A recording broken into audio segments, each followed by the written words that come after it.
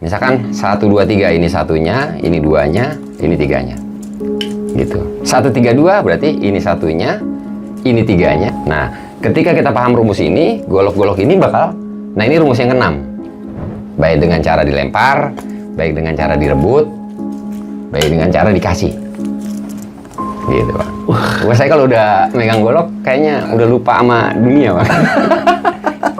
Artinya ini ada bisa dibilang berguru, ente berguru ini nggak hanya kepada guru yang berwujud, tapi kadang ada juga yang sebuah bisa dibilang, meskipun memang di halunya kita ada dua sosok yang memang menuntun saya. Berapa belum cukup dan saya selalu bilang Itu saya dari perkembangan dari bawah. Belum sampai kurang belum. Oh, jadi di sini ada.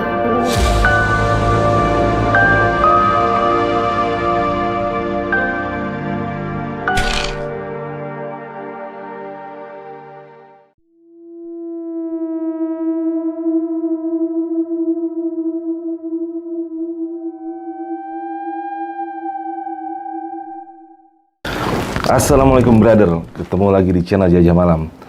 Hari ini edisi spesial ya, karena gua ngundang salah seorang yang memang sudah lama gua ngefans. Jadi beliau punya sebuah channel YouTube yang berisi edukasi tentang apa ya, bisa dibilang golok. Golok, gue ulang lagi, golok. Golok itu adalah budaya ya. Budaya yang mungkin kalau buat gua orang awam itu identik dengan wilayah Jakarta dan Banten, yang ibaratnya bisa dibilang kita mengenal dulu pahlawan-pahlawan Betawi yang mungkin kayak Si Pitung dan macam-macam yang memang semua menggunakan golok. Dan ini adalah sebuah karya seni yang ibaratnya turun-temurun, yang ternyata masih ada seseorang yang gue lihat memang aktif melestarikan dan juga mempunyai filosofi tentang golok itu sendiri.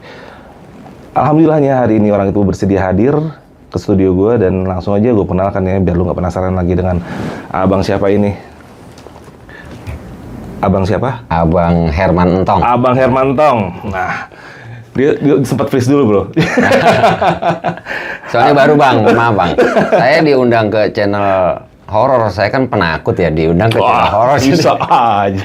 Saya izin perkenalan boleh ya? Iya dong. A'udzubillahi minasyaitonirrajim. Bismillahirrahmanirrahim. Assalamualaikum warahmatullahi wabarakatuh.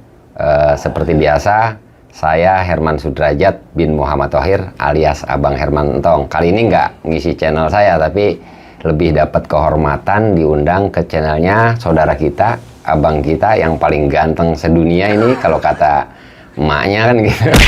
Yaitu Bang Arfi. Silakan Bang Arfi. Nah nih bro, Bang Herman, ini aneh kan sebenarnya nih kita baru ketemu hari ini nih ya. Iya, kita baru ketemu hari ini.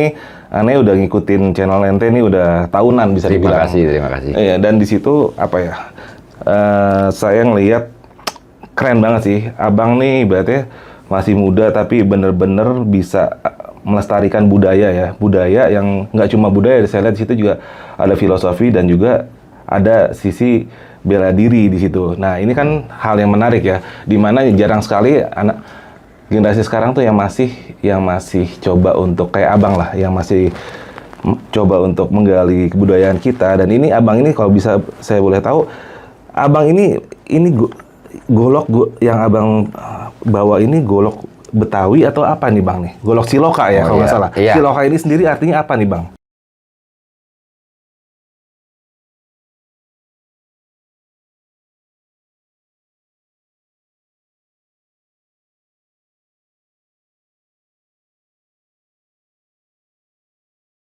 Golok telah menjadi bagian tak terpisahkan dari kehidupan masyarakat Nusantara, terutama di tanah Betawi, Sunda, dan Banten. Lebih dari sekadar alat atau senjata, golok adalah simbol kemandirian, kehormatan, dan keberanian. Dalam kesempatan ini, tim Jelajah Malam menghadirkan Bang Herman, seorang seniman silat golok yang mendedikasikan hidupnya untuk melestarikan budaya silat golok melalui golok Siloka.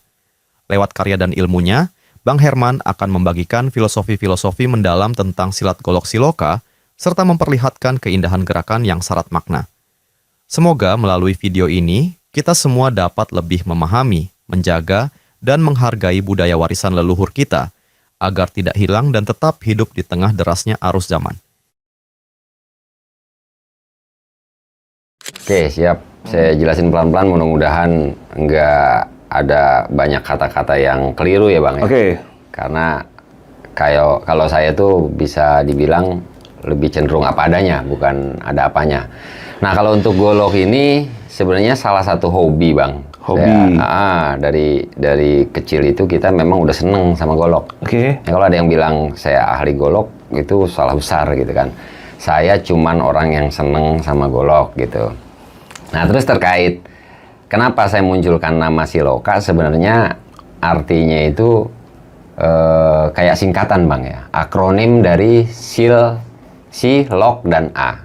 Apa tuh? Jadi Si-nya itu silaturahmi, Oke. Lok-nya golok, A-nya amanah.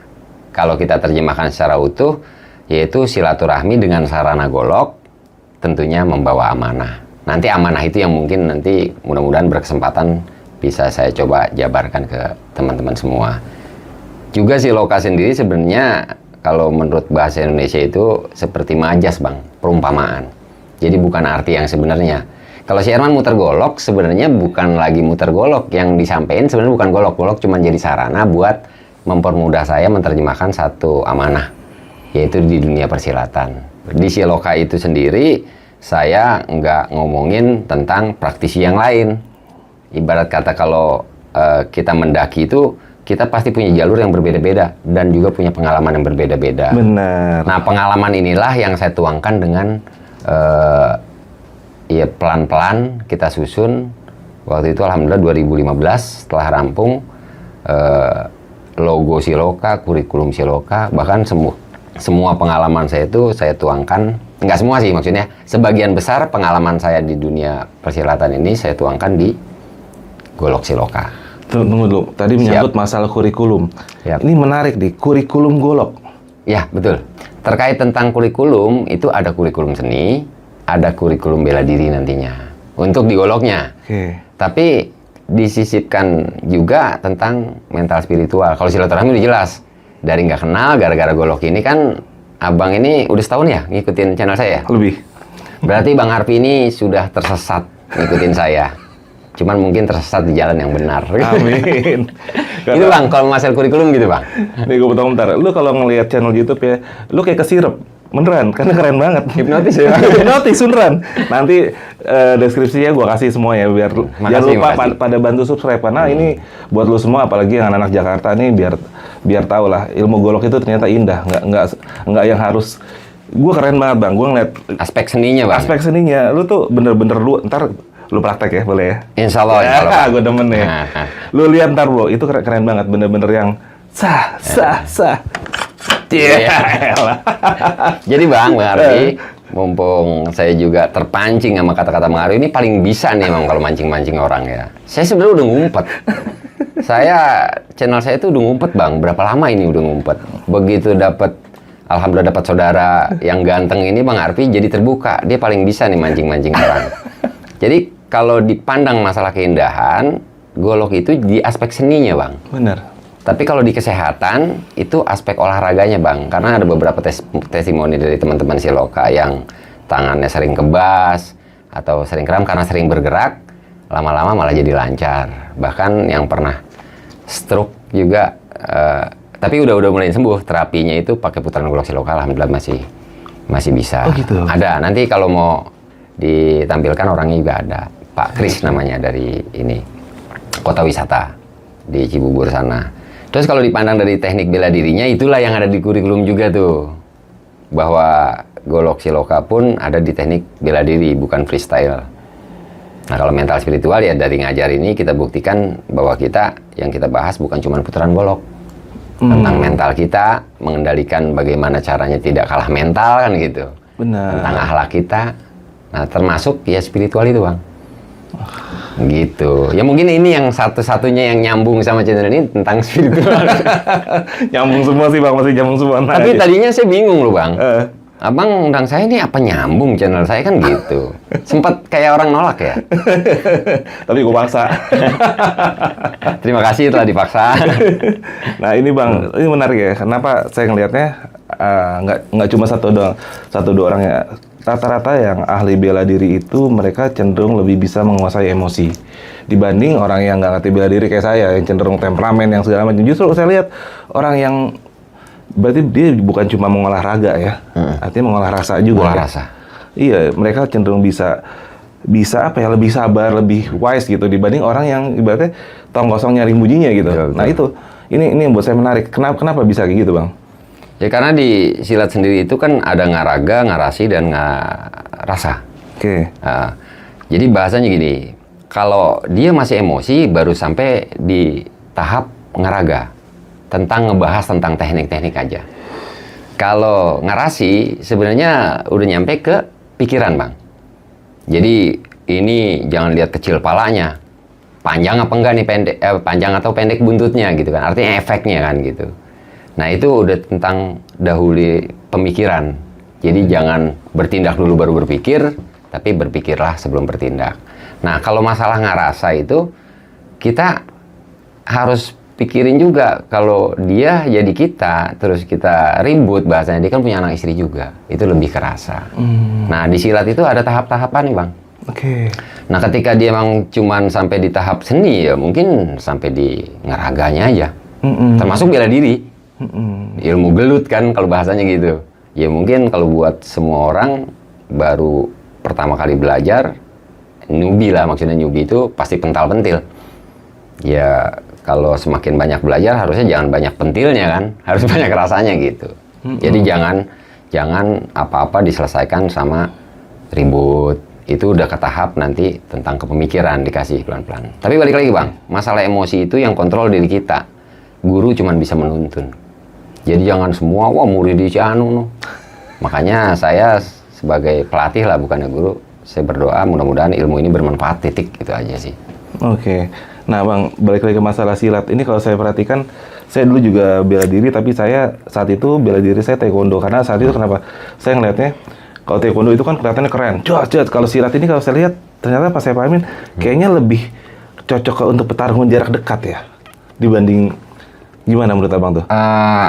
Mungkin yang dilihat sama orang itu dari sudut pandang aja sih sebenarnya. Oke.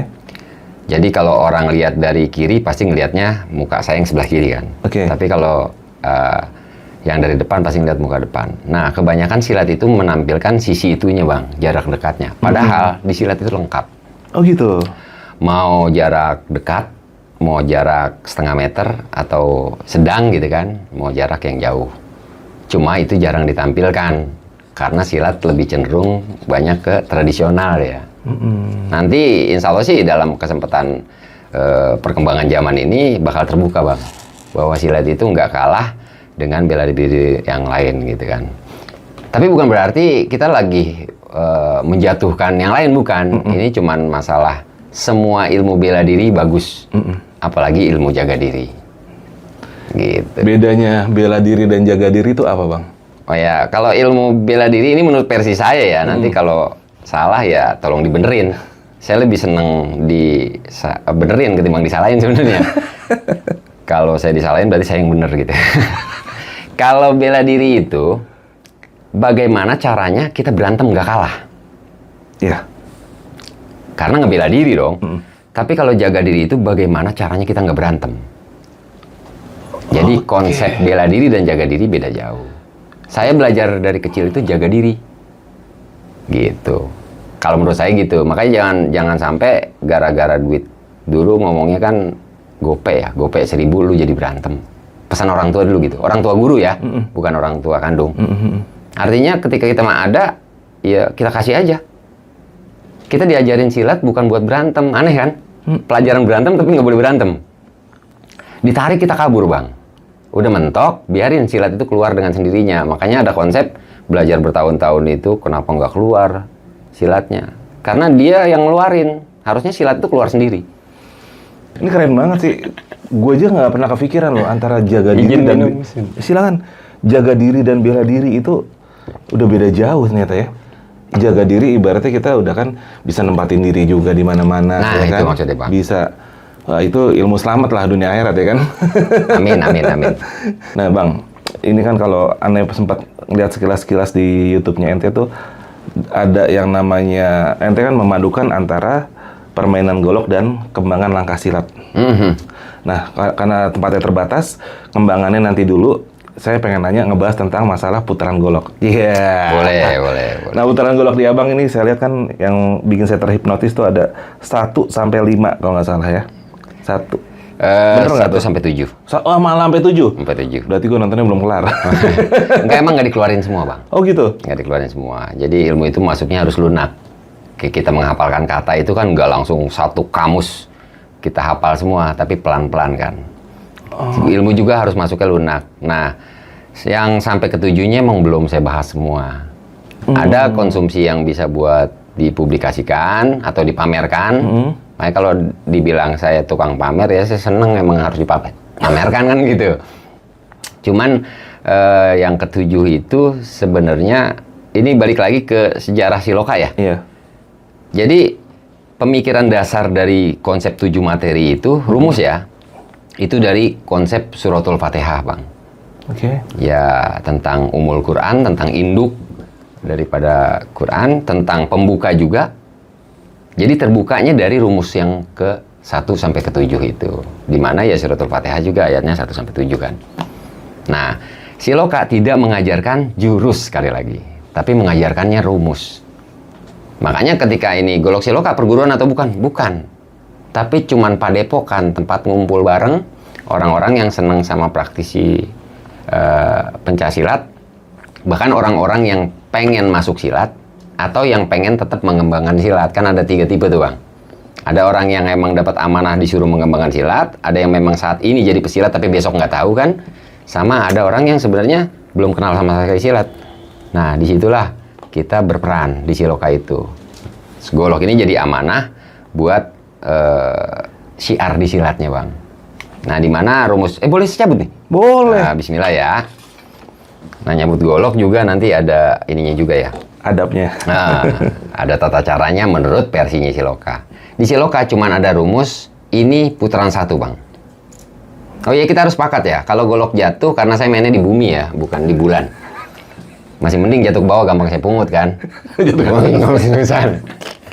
Dan Siloka nggak tahu malu, kalau golok jatuh ya jatuh gitu kan. Nah, ini putaran 1 yang disebut rumus 1. Okay. Yang ini putaran 2 yang disebut rumus 2. Ini rumus 3-nya. Lanjut. Apa 1, 2, 3 dulu? Nah, ini kan belum menarik nih, Bang. Kalau misalkan 1 begini-gini doang, semua orang bisa. 2 cuman begini doang, ada yang seliwa juga ya. Terus 3 cuman begini doang. Tapi kalau dipandang aspek seni, ini bisa dikombinasi, Bang. Karena rumus hitungannya kalau di matematika tambah, kali, bagi, sama kurang kan. Untuk mendapatkan 4 bisa 2 tambah 2, bisa 2 kali 2, bisa 4 kali 1 kan gitu. Jadi ini bisa dibolak-balik. Misalkan 1, 2, 3 ini 1-nya, ini 2-nya, ini 3-nya. Gitu. 1, 3, 2 berarti ini 1-nya, ini 3-nya, ini 2-nya. Kalau kita udah tahu rumus kan enak. Abang mau bolak-balik kemanapun, itu cuman pakai rumus itu. Nah, rumus inilah kenapa sih golok diputar-putar. Ya kan nggak semua bisa maksimal dengan bacokan yang seperti ini. Cuma bisa ke sana. Ada juga cuma begini kan. Ada yang ke sana. Tapi kalau untuk ke sana kan kependekan nih. Makanya kita perlu putar. Itu rumus biar tambah ini. Maaf nih, Bang. Nggak apa-apa, keren. Gitu. Keren. Nah, dan ini golok tumpul ya. Di Siloka punya prinsip belajar pakai golok tumpul. Tingkat keduanya semi tajam, baru pakai tajam. Balik lagi ke 0 lagi, artinya ke awal lagi. Kalau mau sharing harus pakai golok tumpul. Tapi kalau mau pembuktian untuk meyakinkan kita, ya emang harus pakai tajam terakhirnya. Oh gitu. Tapi emang harus ada tahapan-tahapannya.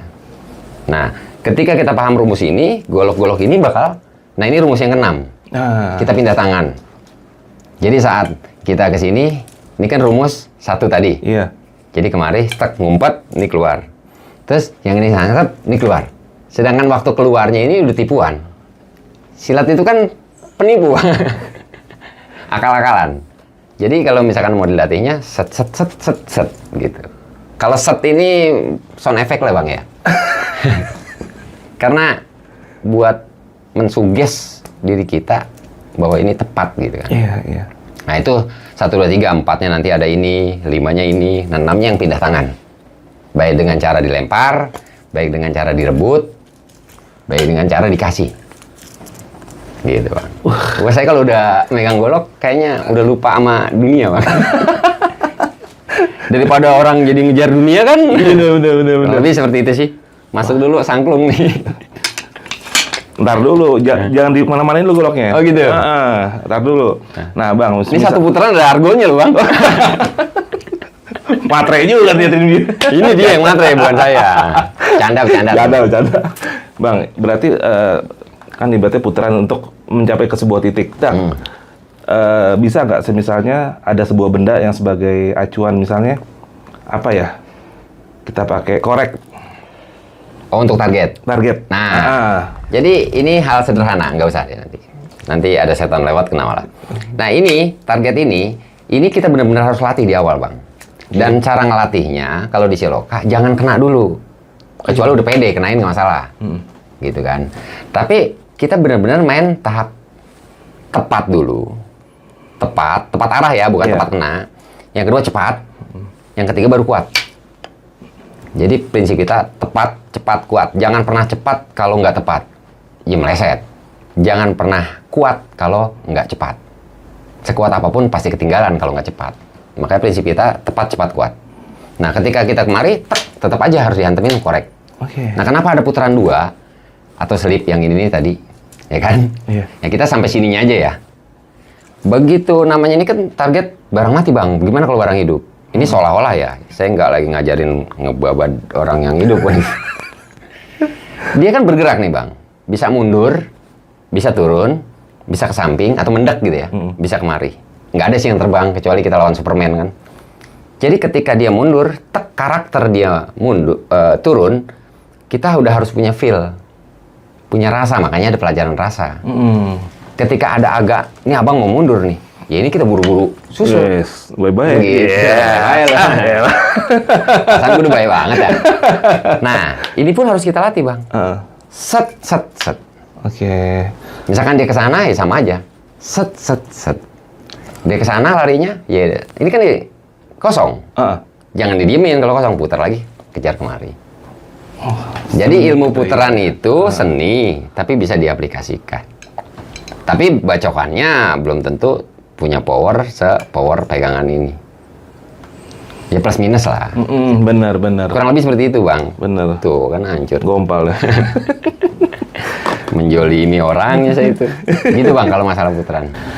Nah ini menarik nih, kan kita udah lihat nih, abang, wah gila, tangannya udah kayak punya mata tuh gue lihat tuh. Wah, ini kan artinya ngelatihnya nggak sebentar bang. Dan abang ini pasti kan ada sosok bisa dibilang apa ya, guru yang menurunkan ilmunya ke abang seperti itu. Nah nih, kalau boleh tahu itu gimana sih bang dulu abang diajarnya itu bang?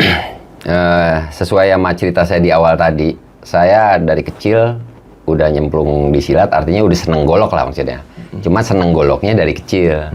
Kalau menurut penuturan orang tua saya itu dari kelas 4 SD, dari umur 4 tahun. Saya nggak inget ya, biasanya orang kan inget itu dari sekitar SD-an lah ya.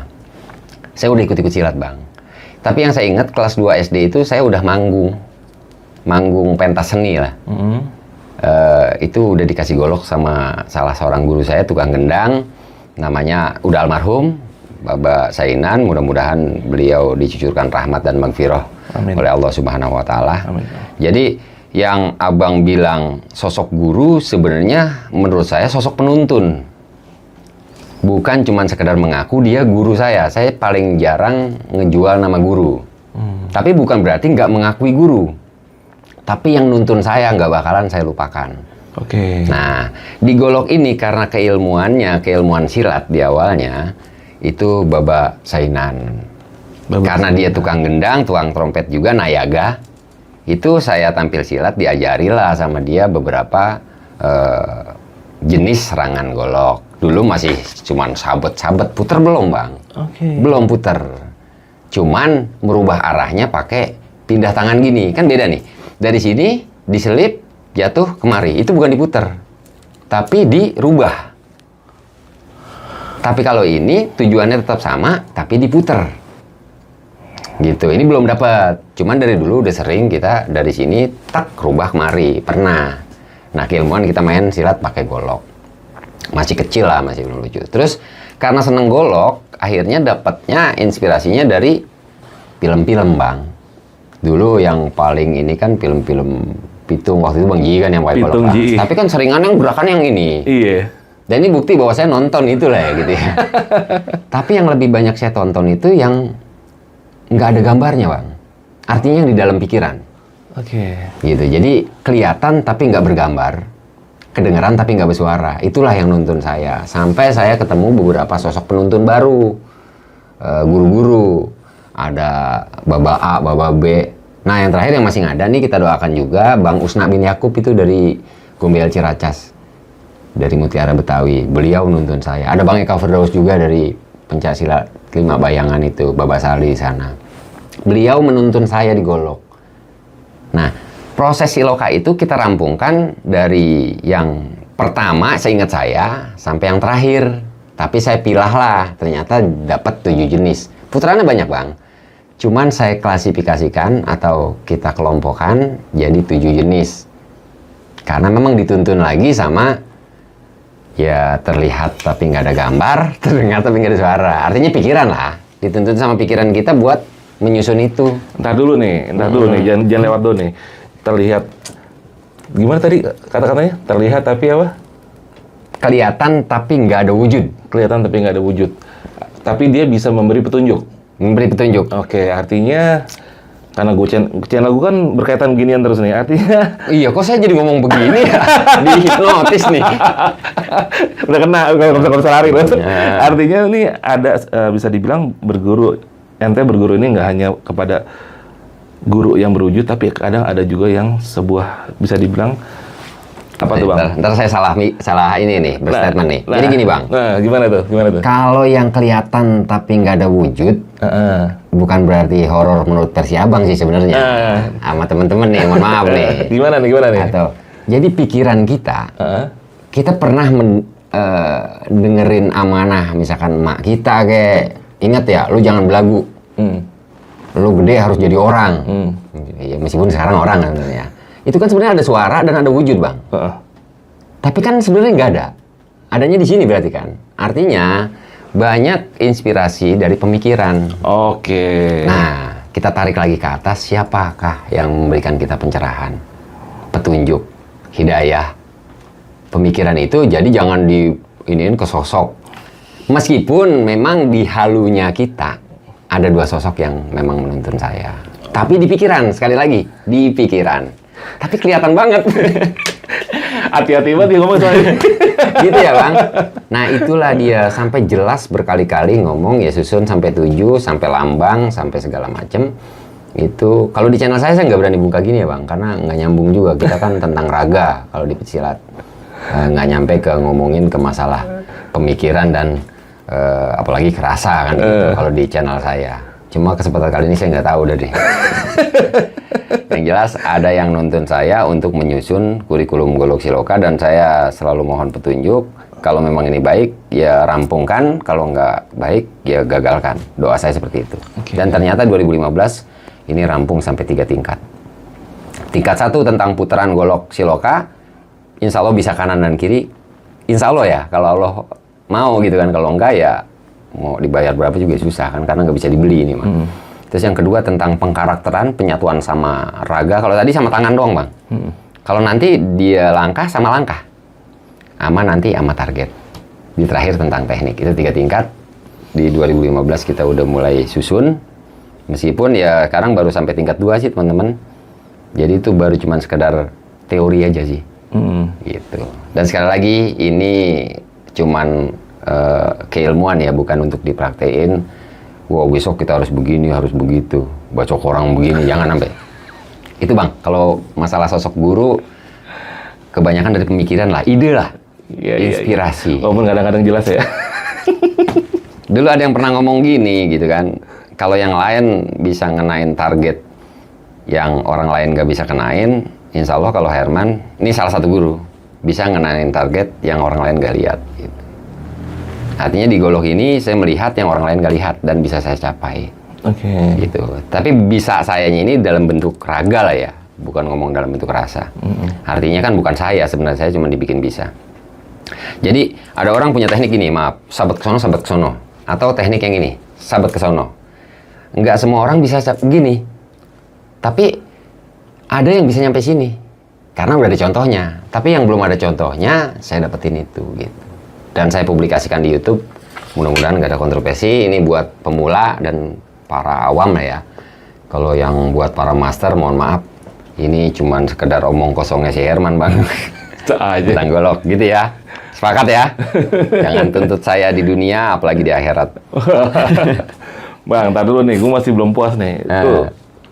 Gue pengen tahu nih, gerakan golok lu, kalau andai kata, kan kita ke depan, andai kata menghadapi 3 lawan nih, depan, sini, sama sini, itu gimana caranya? Ada langkah, Bang. Yang pertama kita bahas tentang golok, berarti golok harus bersatu dulu sama tangan. Iya. Karena Abang bilang tadi, tangan Abang kayak ada matanya. Sebenarnya ada matanya, Bang. Nah, ini mata tangan nih. Ini mata kaki, kan gitu. Oke. Nah, kan ini biji mata, ini ada mata hati. Ujungnya kita ke mata hati soalnya. Nah, kalau golok aja belum menyatu dengan tangan, artinya tangan belum punya mata, buru-buru sampai ke hati punya mata. Jadi pembahasan ini bisa nyampe kalau seandainya memang udah nyatu sama tangan. Anggap udah nyampe nih ya. Begitu kita punya target kayak busur, Bang, 180 derajat. Kalau ke kiri kita ke sini. Oke. Ya kan? Kalau kemari pendek. Tapi kalau kemari jauh. Nah, kalau ke kanan kita ke sono, kalau ke tengah sono. Kalau ke belakang butuh langkah. Nah, Makanya harus pecah dikit, maaf. Buat nyebat ke sono, ya kita harus melangkah ke sana. oke. Nah, di tingkat 2, Siloka mengajarkan langkah 1, langkah 2, langkah 3, langkah 4, 5 pancer, sampai langkah 12. Kan gitu. Nah, itu kejawab semua nanti. Lebih seru lagi sebenarnya kalau ada targetnya. Tapi saya minta targetnya jangan barang hidup dulu. Karena golok kan ini besi. Besi itu kan bawaannya panas. Makanya ada orang yang bisa membawa golok. Dan golok ini bukan benda bumi ya, Bang. Ini mesti saya sampaikan juga, golok ini, besi ini maksudnya, ini benda langit. Iya. Gitu. Nah, Meteorit. jadi mungkin pembawaannya agak beda. Makanya kalau orang yang masih ada di bumi jangan pakai ilmu langit. Maksudnya gitu, Bang. Nggak nyambung nantinya. Nah, ketika memang kita mau udah bisa langkah, kita nggak bahas putaran golok lagi nih secara otomatis. Di kedua, musuh 3, musuh 4 udah ada rumusnya di langkah. Tapi harus ditunjang sama goloknya. Kalau nggak baru ngelangkah sono dijeblokin kita dari belakang. Gitu, Bang. Nanti di tingkat 3 nggak perlu langkah. Gitu. Nggak perlu langkah. Kayak orang megang beceng, si bongkok, gitu. Ya ngapain kita pakai kuda-kuda buat nembak doang. Kalau begitu aja bisa. Ya, pertama awalnya mungkin kita belajar sampai seribet itu. Tapi nanti buat nyampe target sono ke sono, buat ke sono ya ke sono kan gitu. Buat pindah ke sono kan gitu. Belakang sono gitu. Jadi duduk pun insya Allah bisa. Makanya saya tarik belajar Siloka, golok duduk aja dulu. Bisa Golok sambil duduk aja ngopi. Mantap. Kurang lebih seperti itu, Bang. Mantap, mantap. Nah, ini Bang, yang gue suka lihat kan kalau di channel ini kan baru sampai 5 apa? 5 apa bahasanya? 5 rumus. 5 rumus. Kenapa yang 2 rumus itu di-keep? Kenapa? Alasannya apa dan bagaimana? Ngerinya, Bang, teman-teman coba. Saya sering juga disclaim ke teman-teman, pakai golok itu kalau bisa golok tumpul. Terus juga meskipun tumpul hati-hati, pakai sepatu kalau diri kan gitu. Karena memang tontonan kebanyakan dijadiin tuntunan sama orang-orang. Harusnya kan beda, tontonan sama tuntunan kan beda. Nah, karena saya publikasinya lewat pamer atau mempamerkan, memperlihatkan itu kan cuma tontonan, harus dijadikan tontonan buat teman-teman semangat, buat belajar, Benar. buat tertarik. Sementara ada di tuntunannya. Jadi, kenapa 6 sama 7 kita belakangan? 6 itu kan tentang pindah tangan atau lepas tangkap. Pertamanya kan belajar nih. Pernah juga saya kontenkan, tapi nggak saya jelaskan. Nah, waktu dilepas tangkap bisa aja dia terbalik, bisa aja kepegang bilah. Betul. Kan gitu. Ketika teman-teman pakai golok tajam kan ngeri juga, Bang. Dan banyak juga yang WA ke saya yang kakinya bonglak, yang tangannya berdarah. Bahkan ada beberapa yang jadi belajar gara-gara kena darah. Hah? Gitu, makanya kan saya juga takut kena tanggung jawab. Nah, kalau untuk 6, ini kan konsep pindah, Bang. Pindah tangan itu, ya mau ini lempar lah. Ini pembuktian kita bahwa dilempar aja, kita masih bisa tangkap. Nanti Keseimbangan. ada lepas tangkap yang model begini, ada lepas tangkap yang model satu tangan gini, atau diambil begini. Nah ini kalau cuman jadi hafalan, dia nggak paham fungsi. Sementara yang dari sini aja kenapa harus dipindahin? Karena buat tipuan yang ini kan. Gitu. Yang ini aja belum tentu orang bisa dapat, apalagi yang ini. Apalagi nanti dituju, apalagi yang hilang. Nah, Ambil lagi gitu kan. Bang, bisa dibilang kan, nah Bang, kalau yang bicara golok nih, saya ngeliat kan ada beberapa yang saya lihat tuh unik ya. Abang sempat di channel YouTube-nya Abang mengajarkan golok pun punya adab. Ya kayak saya nih, ya maaf saya main minjem saya ini kan belum tentu orangnya kayak Abang sempat bilang belum tentu orang yang punya golok itu berkenan untuk dicabut. Iya, betul. Ya kan? Dan ada juga yang namanya Abang jelasin tadi kan gimana kita caranya meminjam golok orang untuk membukanya itu coba Bang dijelasin ke Oke, teman-teman. siap. Tapi sekali lagi ini menurut versi saya ya. Perspektifnya Abang. Takutnya ntar ada orang yang beda persepsi, kita disalahkan. Untuk golok sendiri sebenarnya saya ngadopsi keilmuan dari salah seorang guru saya di Gunung Kidul. Itu tentang ilmu perbilahan, cuman dia di ilmu perkerisan. Jadi kalau ada kesamaan di perkerisan, emang saya belajarnya ke sana. Cara mencabut golok itu sarung yang dicabut. Kalau ngelihat golok orang, sarung yang dicabut. Lebih sopan. Satu lebih sopan, yang kedua juga istilahnya nggak terkesan sombong. Ini kan kayak sombong mau. Kalau ini kan kita yang mau nyamperin. Kalau cuman ngelihat, kalau cuman mau ngelihat doang kan sebenarnya bungkusnya yang dibuka, bukan barangnya yang ditarik. Iya benar. Rasanya gitu. Dan ngelihat nggak boleh separuh-separuh Bang. Gitu. Terus ditutup lagi, itu menyinggung juga. Ngintip namanya. Jadi seolah-olah dia tahu dengan melihat sebentar aja. Nah si orang yang punya itu, kalau saya pribadi, kayak tahu aja lu ujungnya kayak apa kan gitu. Lebih kerasa sih ini ya. Beda kalau diintip, korek api kan ada golok yang korek api tuh. Udah tahu kan korek api kan. Kalau ini kan harus dilihat full seluruhnya.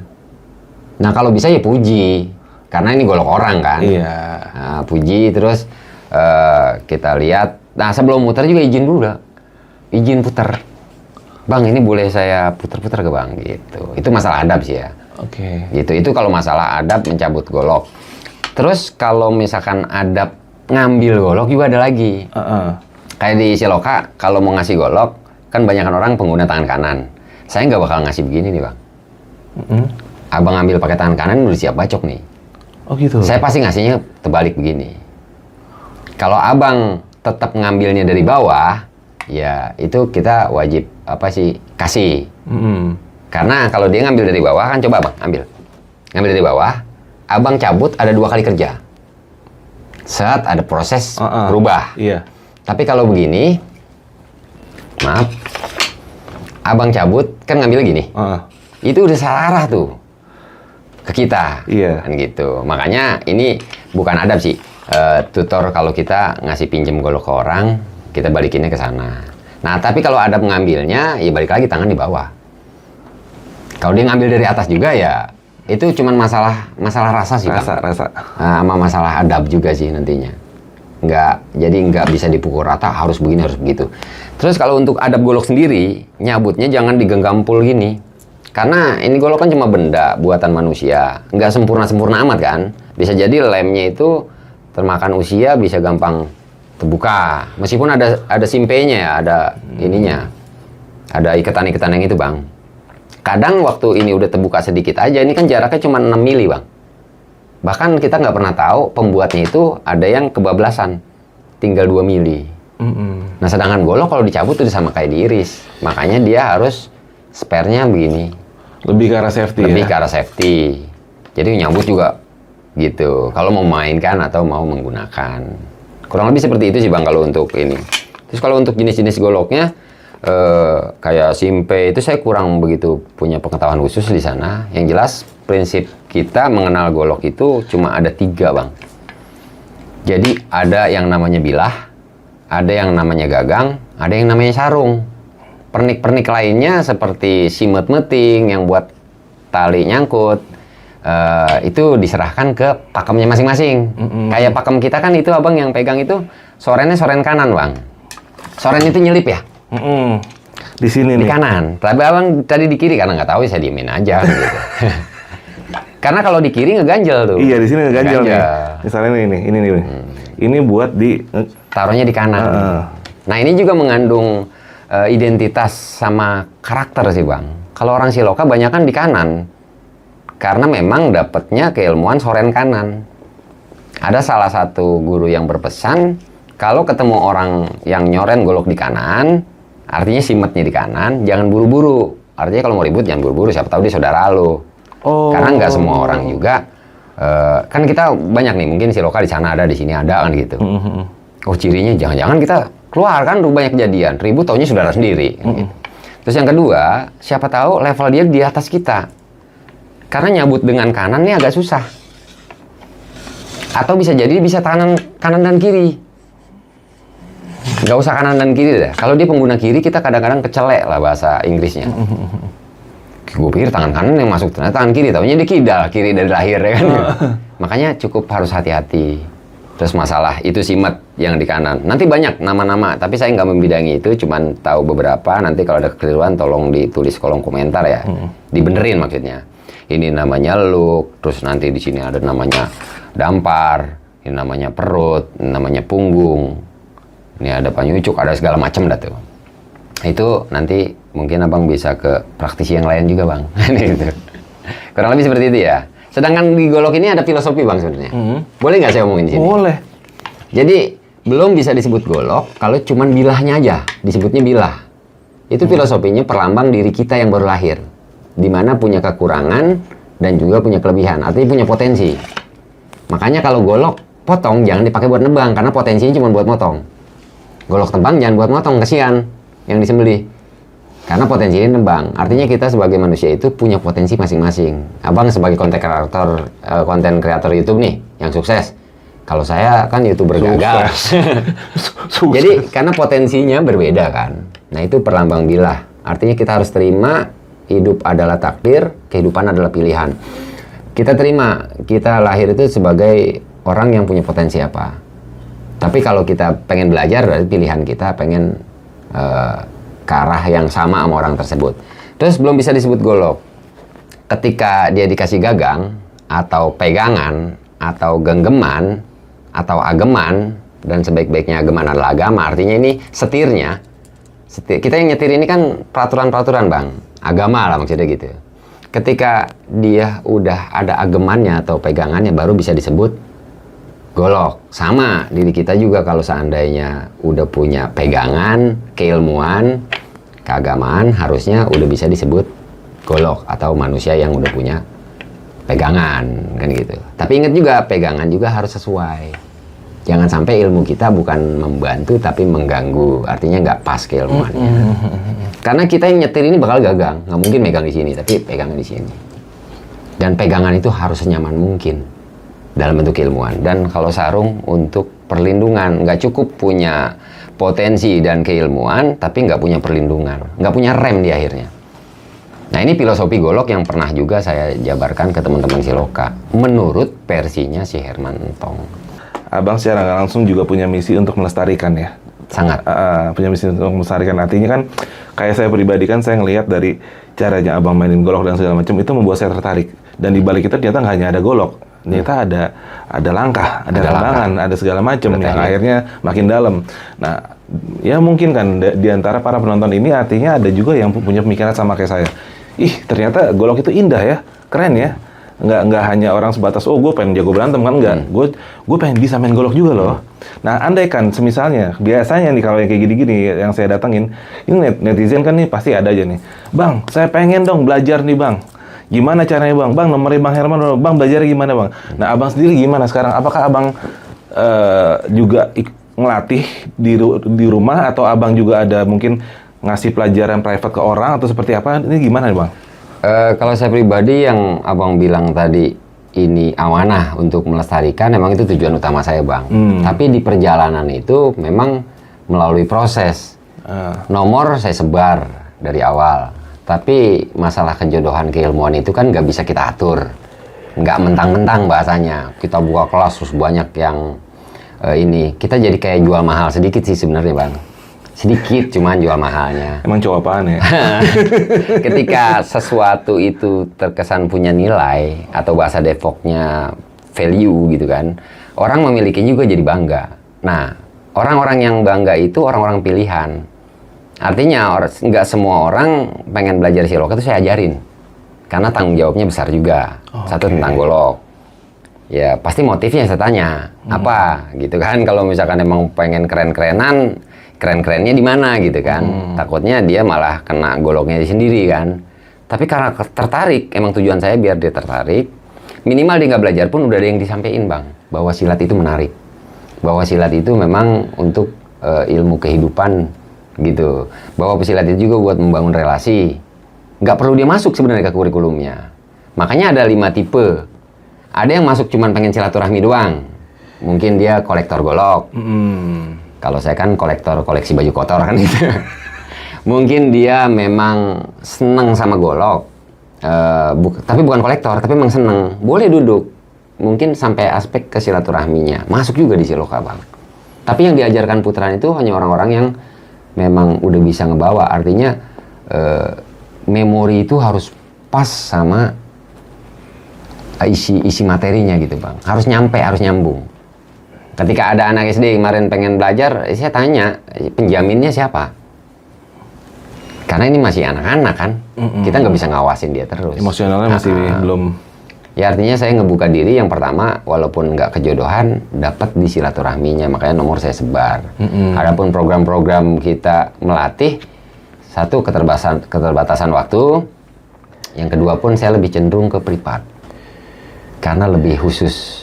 Adapun kelas kita buka cuma per 6 bulan sekali, itu pun nggak banyak orangnya. Oke. Nah, yang banyak aja kadang-kadang kita kickin bang, kita tendang bang, karena kedisiplinan dalam belajar itu perlu. Oh gitu. Artinya untuk belajarnya juga abang menilai kemauan, disiplin dan. Iya. Oke. Begitu sepakat, tapi di tengah jalan memang dia keluar sistem, ya harus keluar. Karena ibarat kata kelas itu kayak orang touring, satu mogok yang lain pasti berhenti.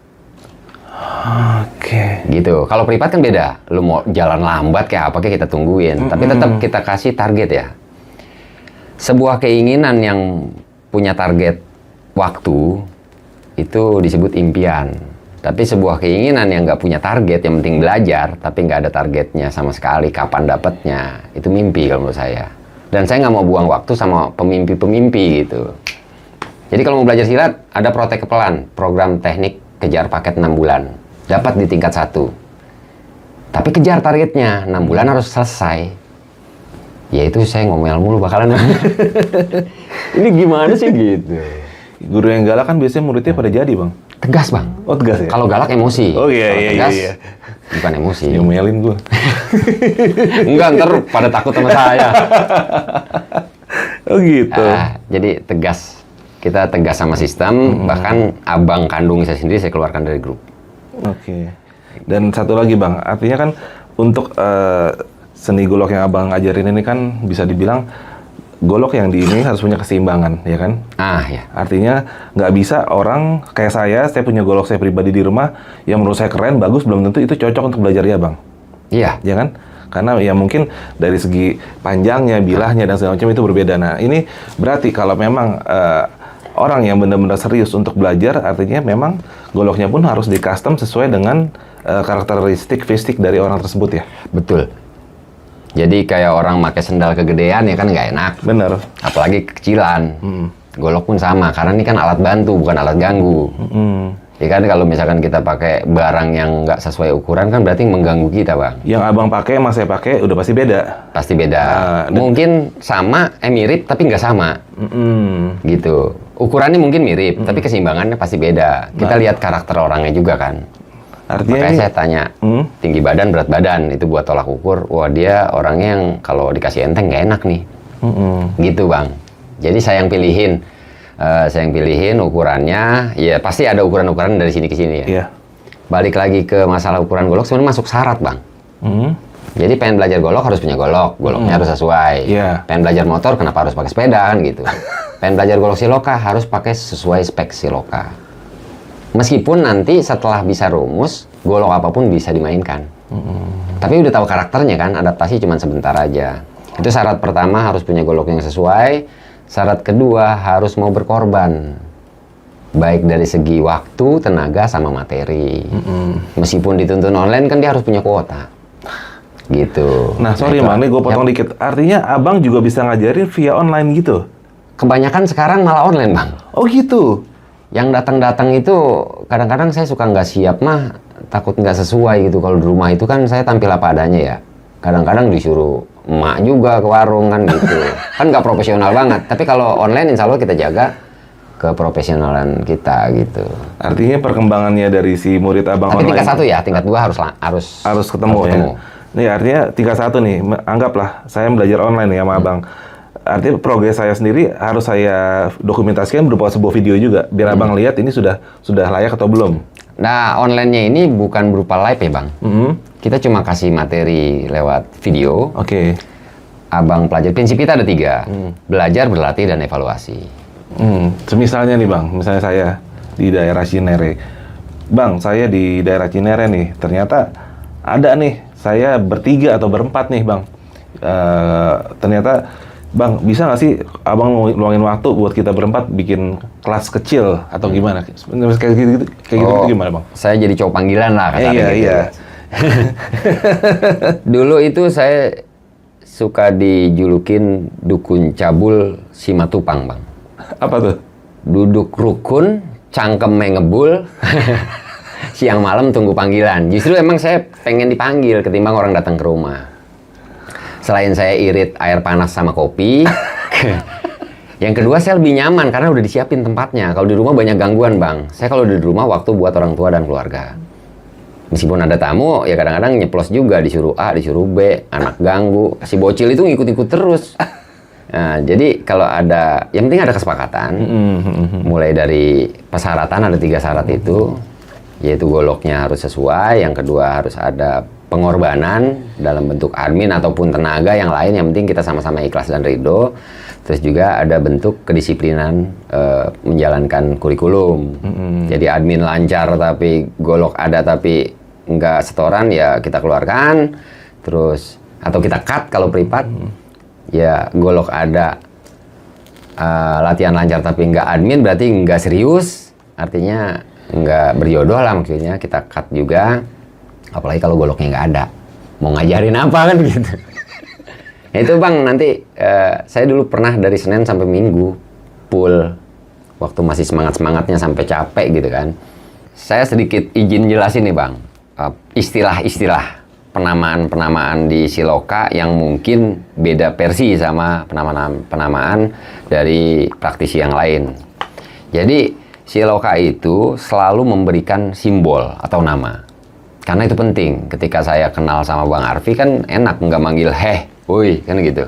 Saya panggilnya Bang Arfi. Kan pasti nengok kalau ada beberapa orang. Nah, Siloka ngasih penamaan itu biar dia mudah dipanggil. Misalkan kayak tadi, putaran 1, ini kita namakan 1. Jadi mau diselipin dimanapun, kalau saya sebut 1 pasti itu keluar secara otomatis. Terus putaran 2-nya yang ini, 2 itu ada putaran selamba, artinya lurus. Nah ini juga penamaan. Selamba itu artinya lurus. Seliwa bersilangan. Kalau di istilah dunia persilatan tuh, kalau pukulan, seliwanya di pukulan, ini tergantung nih, dia ada kata seliwanya di mana. Kalau di pukulan itu tangan kanan yang mukul, kaki kiri yang maju. Ini seliwa. Tapi kalau nancep, kanan maju, kanan tangan mukul, itu selamba. Duduk, deprok adalah duduk seliwa, duduk selamba nanti lain lagi. Nah, sekarang kita bahas golok. Selama dia megangnya lurus sejajar sama tangan, kita bilangnya selamba. Terus selama dia bersilangan sama tangan, kesana sama kesini, itu disebut seliwa. Ngumpet. Seliwanya ada yang ngumpet, ada yang buka. Kalau di seliwanya begini, berarti buka. Terbuka, nggak sembunyi. Nah ini yang penting ini seliwa. Terus ini pun bisa disebut seliwa. Maka kalau orang nggak nyemplung di kata seliwa, nanti dia beda, salah paham gitu kan. Ya, putar seliwa, nah ini kan putar seliwa. Bacok seliwa, nah ini bacok seliwa. Nah kalau seliwa bacok, seliwa terus bacok. Nah seliwa bacok itu ada seliwa bacok ke kiri, seliwa bacok ke kanan, depan, seliwa bacok ke kanan. Kalau ke belakang harus langkah ya tadi ya. Nah istilah-istilah itu ketika kasih nama, kita jadi ngajarnya enak. Gitu kan, kayak kenapa sih harus diseliwa? Karena jangan sampai ini lewat, ditubruk. Atau ini ditahan, terkuras tenaga. Tapi kalau diterusin, ngumpetin, ngeremnya tuh smooth, lembut. Dan nggak nguras tenaga kita waktu ngerem. Jadi set. Yang ngeliatnya juga enak, seni. Nah, ngeliatnya juga enak. Meskipun yang udah sering nonton, bukan enak lagi, enak. Ya kan? Ini seliwa. Nanti ada teknik yang namanya seliwa bacok. Ini kan bacok seliwa. Oke. Ada lagi seliwa bacok. Gunanya apa sih? Ketika diginiin dia mundur, set, buat nyusulnya lagi nggak perlu ke sana. Karena udah kosong, bisa ditubruk. Tapi kalau kemari set, kan gitu. Sorry ya. Gue udah mau begini. Nah ini seliwa bacok namanya. Seliwa bacok itu ada kiri, depan, kanan. Nah, kegunaan seliwa ini juga buat nipu, buat nggak kebaca, Bang. Mengantisipasi minimal kita nggak kebaca sama orang. Kalau begini, kebanyakan orang pegang begini pasti buat nyambet belakang itu gini kan. Tapi bukan berarti salah sekali lagi. Namanya setiap orang punya pakem kan. Iya. Tapi kalau kita bisa seliwa bacok, nggak perlu ke sana, tapi ke sini. Tapi kan butuh teknik kedut. Kedut. Oke. Nah, golok kesenggol aja kita tangan berdarah, apalagi ada power sedikit. Kita latih kekuatan di situ. Nah, ini teknik seliwa bacok kiri, depan, kanan. Saya selalu kasih kombinasi biar dia menempel keilmuan seliwa bacoknya. Kiri, kanan, kiri, tengah kanan, kiri kanan. Atau depan kanan, kiri kanan. Nah, cara ngapal di siloka juga, itu ada tekniknya. Kan bingung, abang bisa ulang nggak? Kiri, kanan, kiri, depan, kanan, kiri, kanan. Tapi kalau saya kasih tahu, kiri, kanan, kiri, abang hafal. Kanan, kiri, kanan, abang hafal. Tambahin depan. Di tengahnya. Berarti kan kiri, kanan, kiri, depan, kanan, kiri, kanan. Ya kan, cara ngapalnya pun sampai dituntun di siloka. Jadi, kiri, kanan, kiri. Udah dapat, Bang? Atau kanan, kiri, kanan. Cuman buat nyelipin di situ ditambah depan, biar 7 kombinasi. Jadi, kiri, kanan, kiri, depan, kanan, kiri, kanan. Ketika itu udah terpanggil menyatu, dia bilang, seliwa bacok kanan.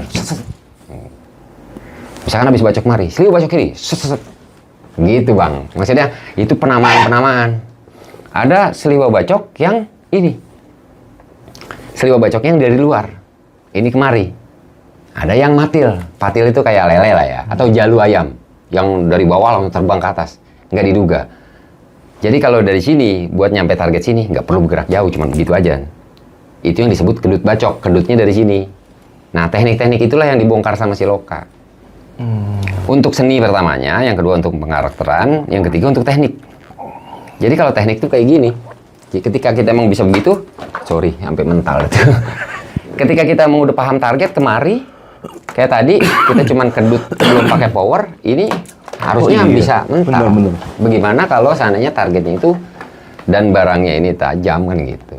Nah, disitulah siloka mempunyai kepercayaan bahwa ini mudah-mudahan punya manfaat, minimal buat daya tarik, Bang. Buat daya tarik ketika memang ini bisa dijadikan satu media silaturahmi, yang kedua media seni, yang ketiga media olahraga atau melatih raga ini kan kalau nggak dilatih susah nih. Terus juga untuk mental spiritual itu di sela-selanya itu pasti isi sih.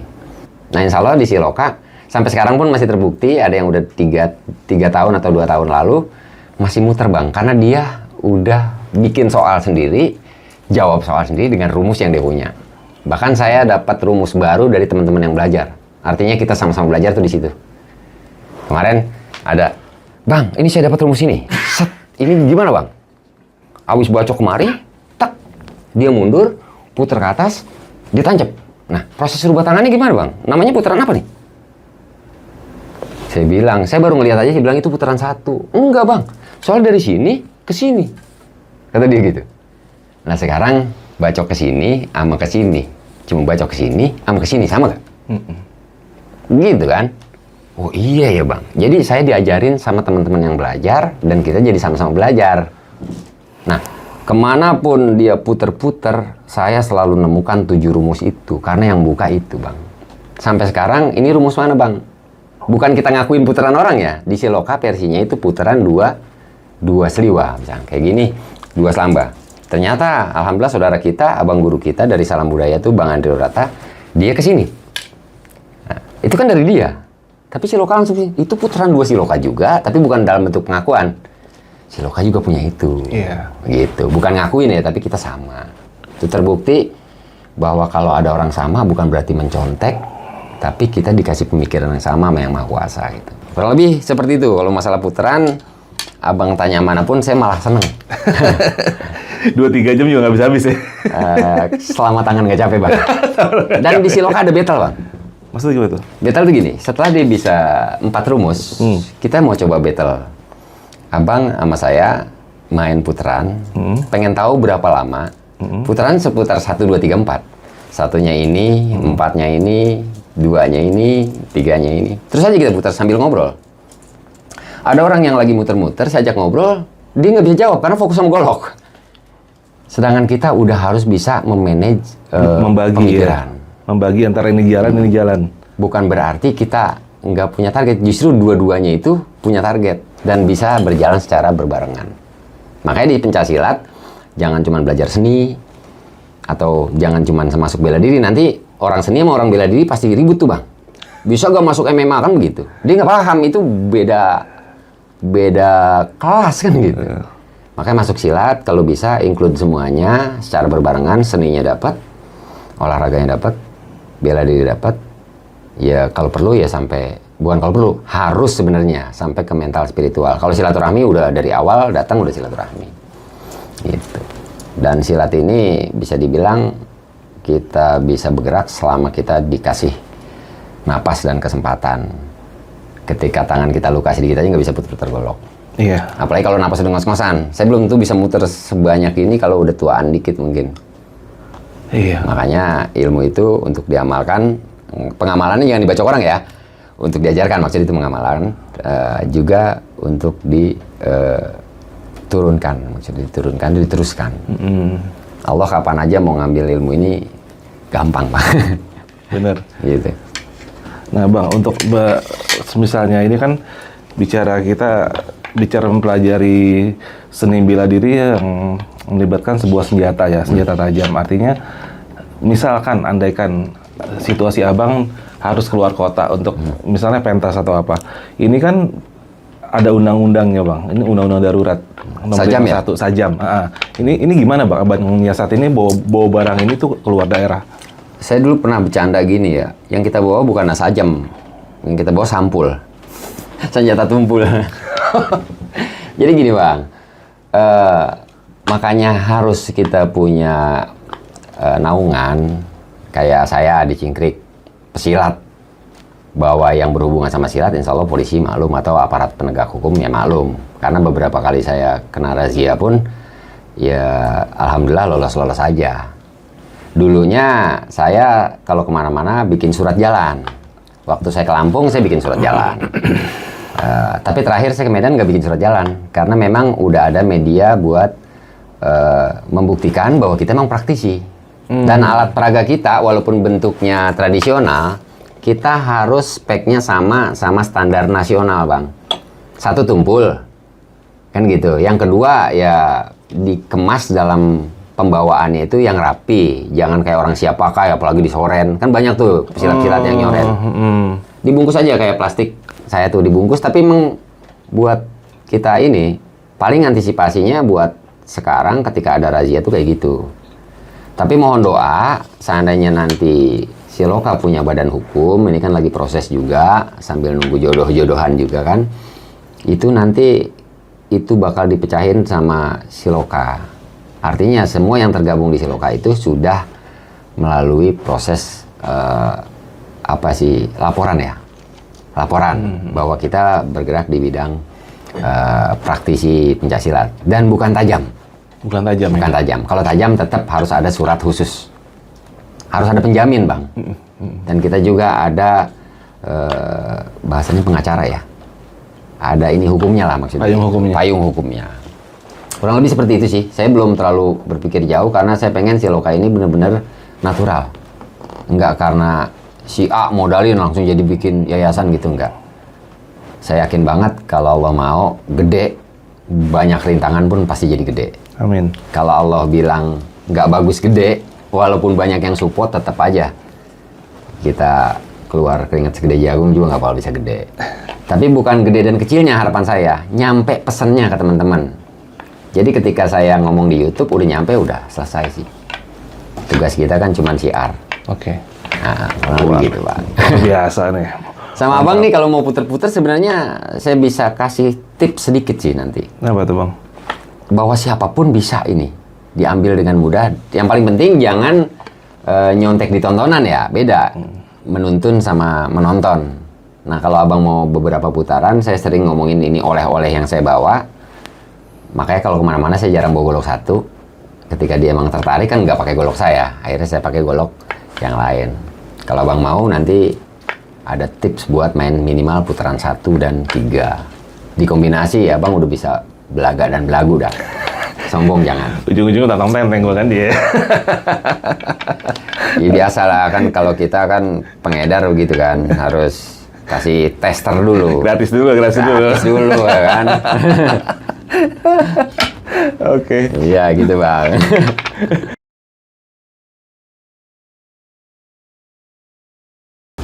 Oke Bang Herman, ini udah keren banget ya, semua ibaratnya sudah Amin, terang amin. benderang ya. Mudah-mudahan ini informasi ini juga nyampe ke penonton, nggak lebih nggak kurang. Dan sebelumnya saya pengen ini nih, Bang Herman pasti ada yang khusus pengen disampaikan oleh Bang Herman buat yang pada nonton di rumah ini Bang. Apa sih Bang? Kalau saya kan biasa ngomong muter-muter Bang, tapi muter-muter dikit nggak apa ya. Slow. Nah, biasaan Herman. Jadi kalau ditanya keinginan gitu ya kan. Keinginan itu adalah sebuah harapan saya ketika saya mohonkan kepada Allah Subhanahu wa taala, itu jadi doa saya. Doa saya yang pertama agar pamernya pengetahuan ini atau mempertunjukkan pengetahuan ini, satu biar teman-teman jadi tertarik. Bahasanya gitu. Tujuannya apa sih? Kita diamanahkan untuk menjaga, merawat, juga melestarikan. Ini kan ada 3 kata yang kita harus pahamin betul maknanya. Menjaga minimal saya tetap menjalankan permainan ini meskipun cuma sampai saya dan keluarga. Artinya jangan sampai punah. Kalau merawat itu kalau bisa keilmuannya jangan sampai lupa, dan kalau bisa ditambah. Nah terakhir melestarikan. Melestarikan itu lebih kepada bagaimana caranya ilmu ini berkembang dan bermanfaat untuk orang banyak.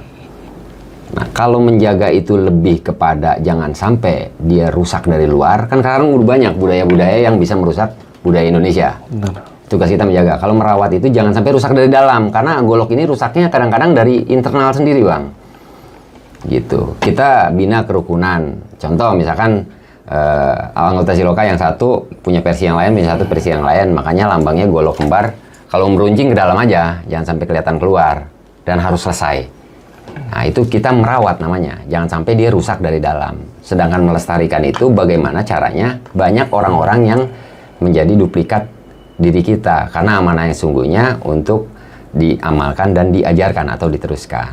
Dan harapan kita mudah-mudahan teman-teman yang nonton itu benar-benar tertarik. Yang kedua, walaupun tertarik ya meskipun ada prosedur-prosedur, mudah-mudahan berjodoh untuk menjalankan ini. Prinsip saya, hari ini kita lakukan yang orang lain tidak lakukan, insya Allah nanti kita dapatkan yang orang lain tidak mendapatkan, gitu. Jangan cari waktu luang, tapi luangkan waktu, bahasanya. Kalau di Siloka, latihan nyari waktu luang ya nggak bakal jadi. Luangkan waktu, konsisten yang tadi abang sebut, misalkan setengah jam. Jadi jangan sampai sekarang latihan 1 harian, besok sebulan lagi baru latihan lagi. Jarak dari itunya nggak bagus juga buat metode pembelajaran. Jadi pesan saya, teman-teman yang sudah tergabung di Siloka atau yang pengen bergabung, jangan mencari waktu luang untuk mempelajari terutama Siloka ini, tapi luangkanlah waktu untuk mempelajari Siloka ini gitu Bang. Jangan gara-gara kesibukan sehari-hari itu nggak belajar, tapi juga jangan gara-gara belajar sampai melupakan kewajiban kita di kesibukan sehari-hari. Kurang lebih seperti itu sih Bang. Mantap lah. Jadi di sela-sela itu kita harus pintar-pintar mengatur waktu. Kita kan bukan orang sibuk sebenarnya, cuma terkesan sibuk karena nggak bisa membagi waktu itu Bang. Kurang lebih seperti itu Bang. Maaf kalau saya Herman Sudrajat bin Muhammad ini ada salah penyampaian yang nanti dibilas lagi sama Bang Arfi. Saya pokoknya takutnya banyak salah jadi minta maaf walaupun belum lebaran. Luar biasa. Nih Bang Herman, sebelumnya saya dari tim Jajah Malam udah makasih banget ya Bang Herman udah nyempetin hadir. Siap.